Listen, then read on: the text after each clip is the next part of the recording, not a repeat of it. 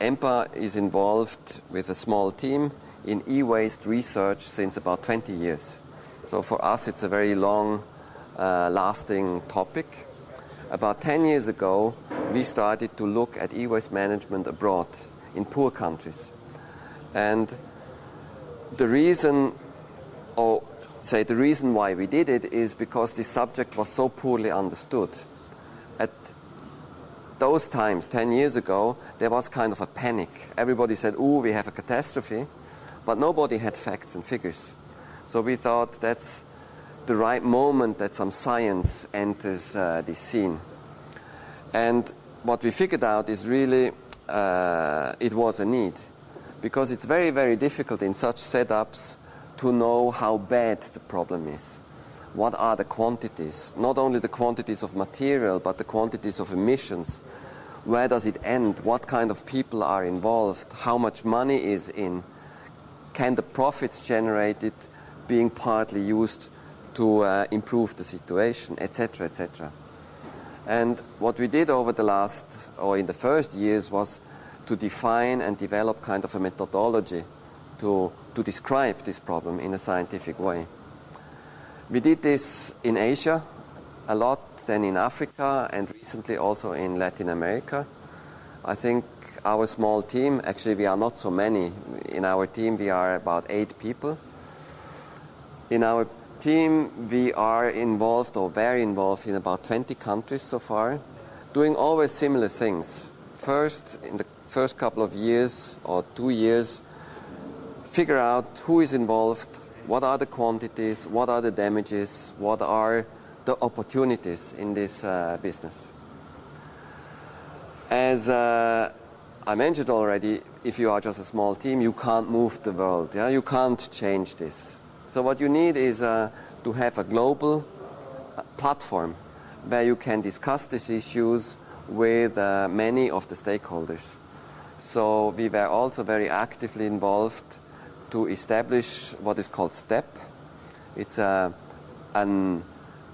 platform which is based on scientific reasoning, looking at the e-waste problem. So STEP, the title is Solving the E-Waste Problem.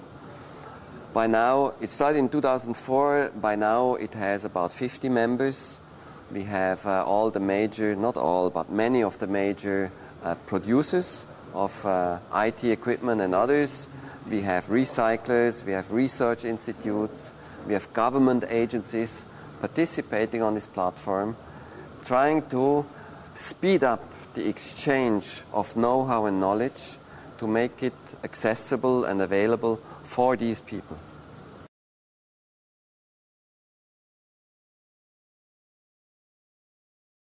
I think we lost a couple of years, say over the last 10, 15 years.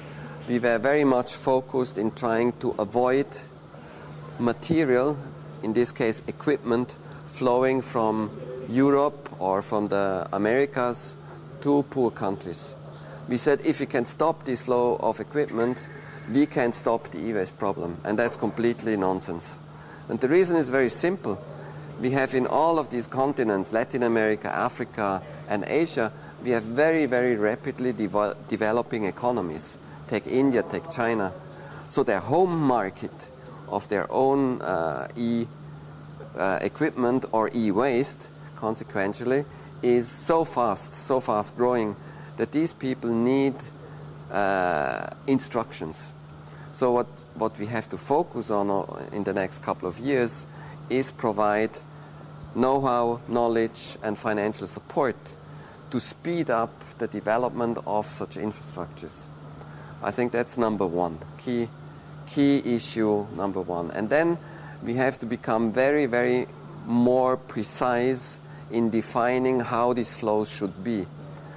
It's okay if we try to recover copper, aluminum, and iron out of e-waste, but this is not okay if we lose the scarce metals in it. So we have to have very precise targets, globally accepted targets, what we want to recover. Just to give you maybe a stupid example, if you take a mobile phone, A mobile phone has 100 grams of plastic and maybe 100 grams of printed circuit board.